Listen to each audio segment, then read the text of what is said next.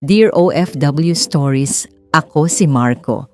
Nakilala ko si Steven Davis noong late 1990s sa isang flying club sa Angeles City, Pampanga. Isa siyang Briton na nagtatrabaho sa Hong Kong bilang IT specialist. Tuwing weekend, lumilipad siya papuntang Pilipinas para magpalipad ng eroplano. Doon kami naging magkaibigan. Tahimik si Steven pero palabiro kapag komportable na. Mahilig siyang magkwento tungkol sa trabaho niya sa Hong Kong at sa pangarap niyang magkaroon ng simpleng pamilya balang araw. Isang araw, sinabi niya sa akin na may nakilala siya. Si Evelyn, isang dalagang taga Angeles City. Hindi siya mayaman, hindi rin sosyal.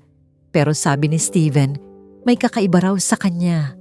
Tahimik, maalaga, at marunong makinig. Sa totoo lang, inakala ko noong una na isa lamang yung bakasyon romance. Maraming foreigner ang nagkakaroon ng ganoong kwento sa Pampanga. Darating, mai-in love, babalik sa bansa nila, matatapos ang lahat. Pero hindi ganon ang nangyari kay Steven. Mas lalo siyang naging seryoso. Madalas na siyang bumalik sa Pilipinas. Madalas na silang mag-video call kapag nasa Hong Kong siya.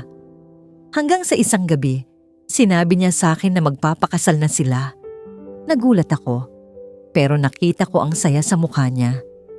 Pagkatapos ng kasal, bumalik siya sa Hong Kong para magtrabaho. Si Evelyn naman ay nanatili muna sa Pampanga. Nagpapadala siya ng allowance na halos 1,000 pounds bawat buwan. Sa labas, mukhang perpekto ang buhay nila. Pero bilang kaibigan niya, may mga pagkakataon na napapansin ko ang pagbabago.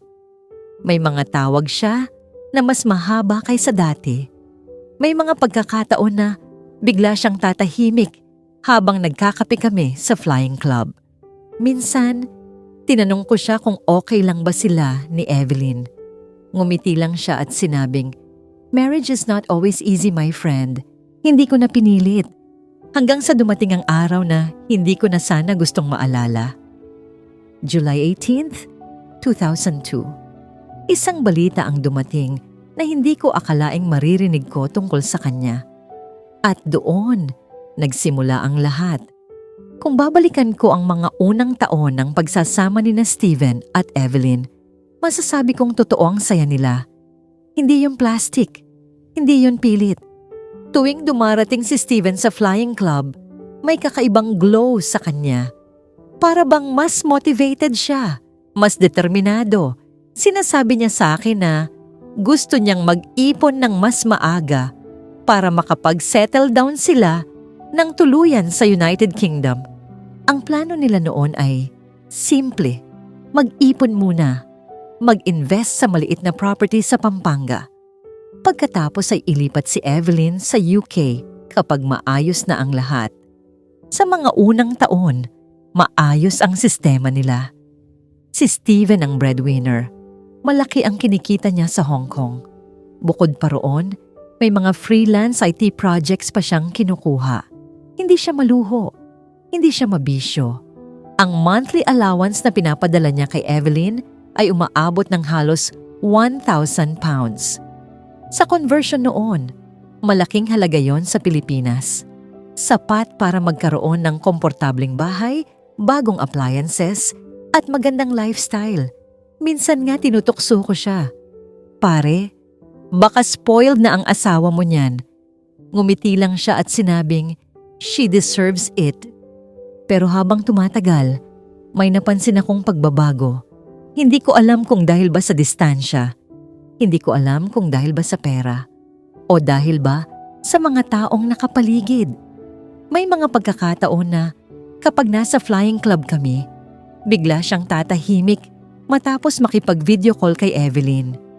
Kapag tinatanong ko kung okay lang ba ang lahat, sasabihin niyang pagod lang siya. Pero may isang gabi na medyo napahaba ang usapan namin. Nasa isang maliit na bar kami, malapit sa Clark. Tahimik ang paligid. Doon niya inamin sa akin na may mga pagkakataong nag-aaway sila ni Evelyn tungkol sa pera. Hindi raw sapat ang allowance. May mga additional requests. May mga kamag-anak na kailangang tulungan. May mga biglaang gastos. Sinabi niya sa akin na naiintindihan niya ang sitwasyon ni Evelyn. Alam niyang hindi madali ang buhay sa Pilipinas. Pero minsan daw, pakiramdam niya, hindi na niya alam kung saan napupunta ang pera. Hindi ko alam kung ano ang tamang payo noon. Sabi ko lang, lahat ng mag-asawa dumadaan sa ganyan. Pero hindi doon nagtapos. May mga chismis na umabot sa akin.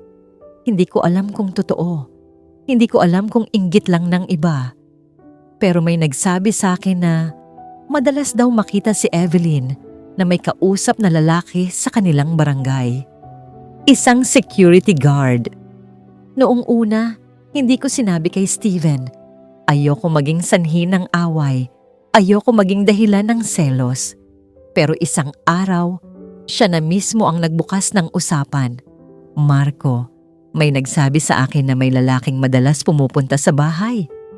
Hindi ko alam kung sino ang nagsabi sa kanya. Hindi ko alam kung paano niya nalaman. Sinabi kong baka kapitbahay lang, baka kamag-anak. Pero nakita ko ang pag-aalinlangan sa mukha niya. Ang distansya kasi ang kalaban nila.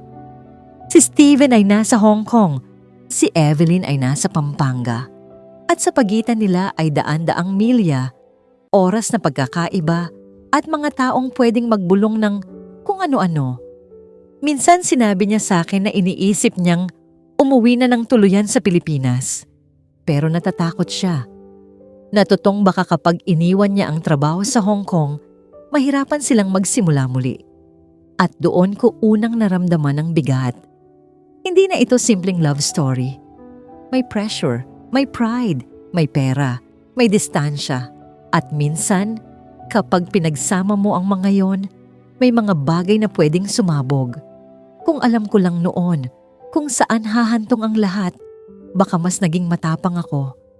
Baka mas tinanong ko siya ng mas direkta. Baka mas pinayuhan ko siyang umuwi. Pero wala na ang mga pagkakataong yon.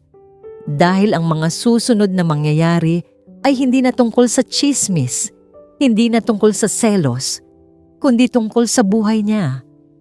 July 18th, 2002. Hanggang ngayon, kabisado ko pa rin ang petsang yon. Mainit ang araw sa Pampanga nang makatanggap ako ng tawag. Hindi ko agad sinagot dahil nasa trabaho ako noon. Pero nang makita kong galing yon sa isang common friend namin ni Steven, kinabahan ako. Pagsagot ko, hindi ko agad naintindihan ang mga unang salita. Pare, si Steven.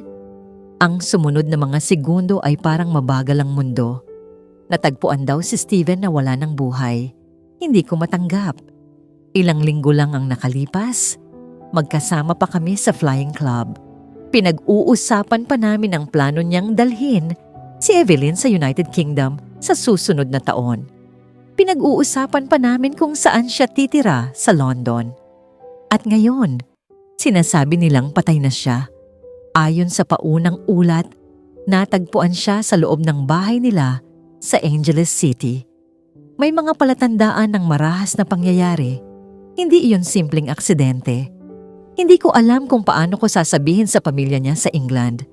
Hindi ko alam kung paano ko ipapaliwanag na ang kaibigan kong punong-puno ng pangarap ay bigla na lang nawala. Ang unang lumabas na impormasyon ay pagnanakaw. May ilang gamit na nawawala. May cash na hindi makita. May mga drawer na nakabukas. Pero habang tumatagal ang investigasyon, may mga detalyeng hindi nagtutugma. Bakit tila walang forced entry? Bakit may mga kapitbahay na nagsabing wala silang narinig na sigawan? At higit sa lahat, bakit tila kalmado si Evelyn sa unang mga oras matapos ang insidente? Hindi ko agad hinusgahan iyon.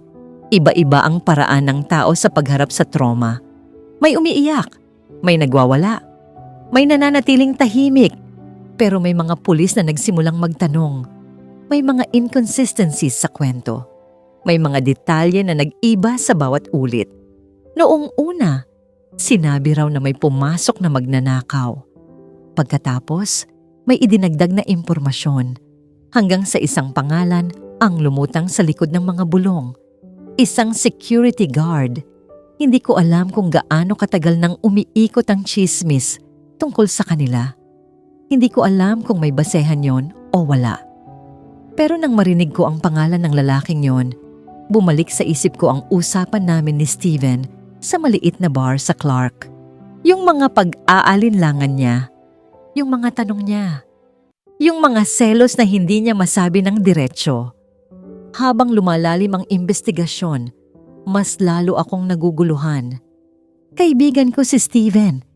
Kilala ko siya bilang taong mapagbigay. Hindi marahas, hindi palaaway. Pero may isang bagay akong hindi kayang sagutin. May nangyari bang hindi namin alam? May mga away bang lumala? May mga salita bang nasabi na hindi na mababawi? Sa mga sumunod na linggo, naging sentro ng usapan sa Angeles City ang kaso. May mga nagmamasid sa bahay nila. May mga media na gustong kumuha ng statement. At ako, bilang kaibigan, hindi ko alam kung saan lulugar. Gusto kong maniwala na may simpleng paliwanag. Pero habang lumalabas ang mga detalye, mas lumilinaw na hindi ito simpleng krimen ng pagnanakaw. May emosyon sa likod, may galit, may selos, at maaaring may plano. Kung alam ko lang noon na iyon pa lamang ang simula, baka mas naging handa ako sa mga susunod na revelasyon. Dahil ang 2 taon na susunod ay puno ng paghihintay, puno ng haka-haka, at isang katotohanan ng unting lalabas. Matapos ang libing ni Steven, tila unti-unting nanahimik ang paligid. Pero ang katahimikan na yon ay hindi kapayapaan. Isa iyong mabigat na paghihintay. Ang pamilya ni Steven sa United Kingdom ay hindi makapaniwala sa nangyari. Ang kanyang ina, si Margaret, ay paulit-ulit na nagtatanong kung paano nangyari iyon.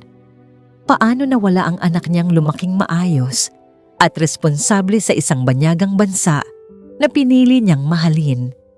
Dahil hindi sila kontento sa bilis ng usad ng kaso, nagpasya ang pamilya na kumuha ng pribadong investigador, isang British investigator na nakipag-partner sa isang local team sa Pampanga. Doon nagsimulang mabusisi ang bawat detalye. Una nilang tinignan ang financial records ni Steven. Napag-alaman na sa loob ng mga huling buwan, bago ang kanyang pagkamatay, may ilang malalaking withdrawals. May mga perang inilipat sa ibang account. May mga padala na mas malaki kaysa sa dati. Hindi yun agad kahina-hinala kung hindi mo titignan ang pattern. Pero nang ipares ang financial movement sa mga tawag at text messages, may lumabas na kakaibang timeline. May mga tawag na hindi tugma sa kwento ni Evelyn. May mga oras na sinabi niyang nasa bahay lamang siya, pero may cell site data na nagpapakitang nasa ibang lugar ang kanyang telepono. Doon nagsimulang mag-focus ang investigasyon sa isang pangalan, Arnold. Isang security guard na madalas makita sa lugar kung saan nakatira ang mag-asawa.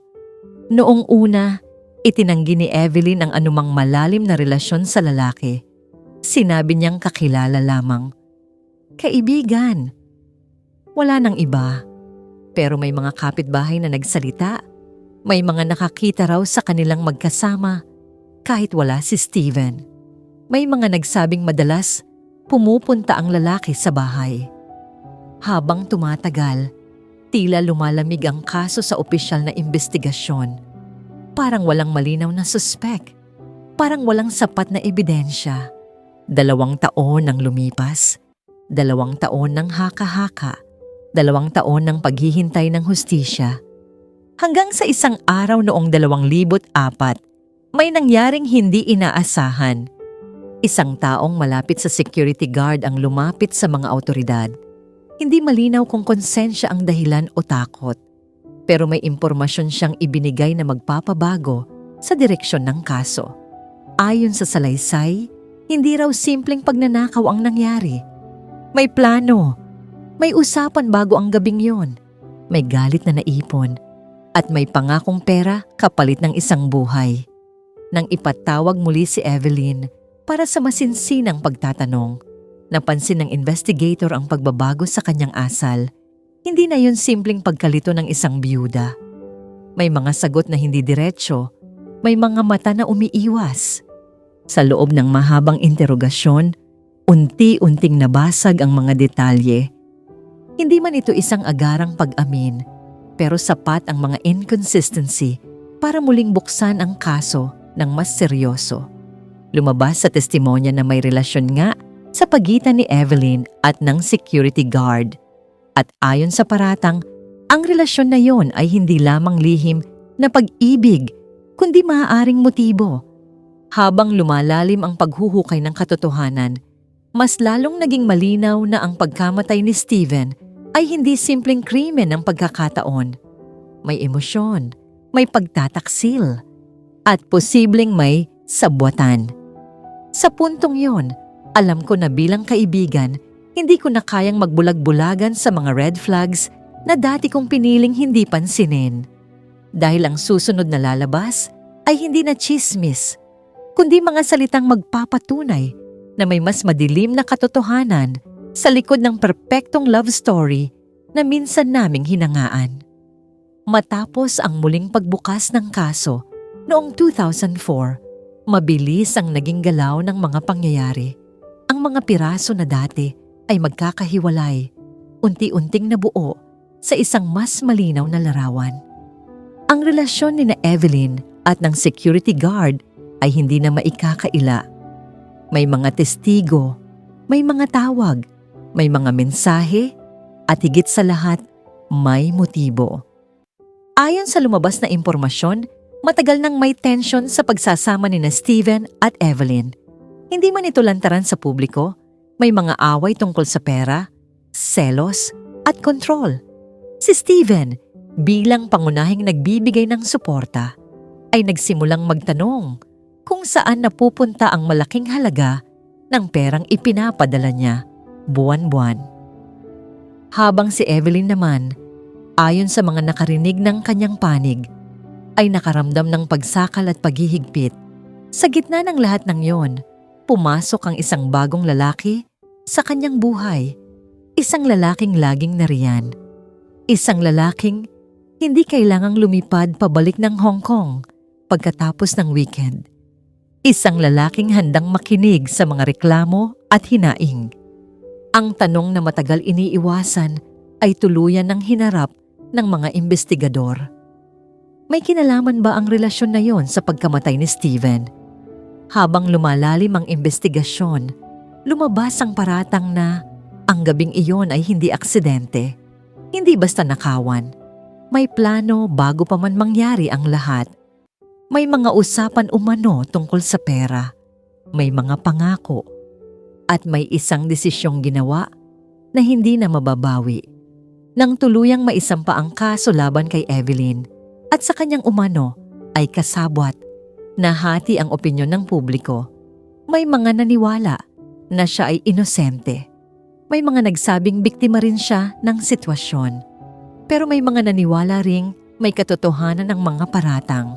Sa korte, inilatag ang mga ebidensya, financial trail, testimonya, mga detalye ng relasyon. Hindi man mabilis ang proseso, unti-unti itong umusad. Sa huli, matapos ang mahabang proseso sa korte, napatunayang may sabwatan sa pagitan ni Evelyn at ng security guard sa pagkamatay ni Steven. Ang lalaking iniuugnay sa kanya ang direktang nagsagawa ng pagpatay, habang si Evelyn ay itinuring na may bahagi sa pagpaplano. Ang desisyon ng korte ay nagbigay ng pansamantalang hustisya sa pamilya ni Steven, ngunit hindi nito kayang ibalik ang buhay na nawala. Ang dalawang anak ni na Steven at Evelyn ay napunta sa pangangangalaga ng pamilya sa United Kingdom. Walang batang dapat lumaki na may ganitong anino sa kanilang pagkabata. Walang batang dapat magtanong kung bakit wala na ang kanilang ama at bakit nasangkot ang kanilang ina sa isang krimen. Bilang kaibigan ni Steven, madalas kong tanungin ang sarili ko kung may nagawa ba akong mali. Kung may pagkakataon ba na dapat ay mas naging mapilit ako, mas naging matapang, mas nagsabi ng totoo tungkol sa mga chismis na naririnig ko noon. Pero ang katotohanan ay minsan, kahit gaano tayo kalapit sa isang tao, hindi natin alam ang buong kwento sa loob ng kanilang bahay. Ang love story na nagsimula sa Flying Club sa Angeles City ay nauwi sa trahedya na umalingaw-ngaw hanggang United Kingdom, mula sa pangarap hanggang sa pagtataksil, hanggang sa pagpatay. At ngayon, tuwing naririnig ko ang pangalan ni Steven, hindi ko na siya maalala bilang biktima lamang. Naalala ko siya bilang kaibigan na may simpleng pangarap. Isang lalaking naniwala sa pag-ibig, isang lalaking nagbigay ng tiwala. At sa likod ng lahat ng ito, nananatili ang tanong na hanggang na ngayon ay bumabagabag sa marami. Hanggang saan kayang dalhin ng selos, pera, at lihim na relasyon ng isang tao? At kailan nagiging mas mabigat ang pag-ibig kaysa sa konsensya? Nagmamahal, Marco. Sa kwentong ito, hindi lang ito tungkol sa isang krimen. Ito ay tungkol sa long-distance relationship, tungkol sa pera, tungkol sa tiwala, at sa mga bitak na unti-unting lumalaki kapag hindi napapansin. Kapag ang isang relasyon ay pinaghihiwalay ng milya-milyang layo, oras na pagkakaiba, at mga taong nakapaligid na may sariling impluwensya, nagiging mas mahirap panatilihin ang tiwala. Hindi natin alam ang buong katotohanan sa likod ng mga saradong pinto. Hindi natin alam ang eksaktong nangyari sa loob ng bahay na yon. Ang alam lamang natin ay may isang buhay na nawala, may mga batang naiwan, at may mga tanong na hanggang ngayon ay hindi pa rin tuluyang nasasagot.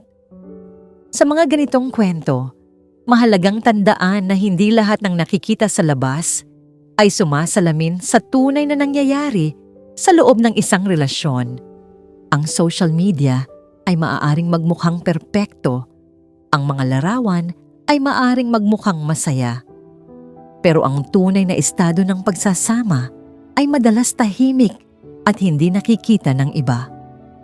Kung may aral mang makukuha rito, marahil ito ay ang kahalagahan ng komunikasyon, katapatan, at pagharap sa problema bago ito tuluyang sumabog. Dahil minsan, ang mga maliit na bitak na hindi inaayos, nagiging dahilan ng pinakamalalaking trahedya. Maraming salamat sa pananatili hanggang sa dulo ng kwentong ito. Kung may kwento rin kayong gustong ilabas, mga liham ng sakripisyo, pangungulila, tagumpay, o pagkatalo bilang OFW, bukas ang channel na ito para sa inyo.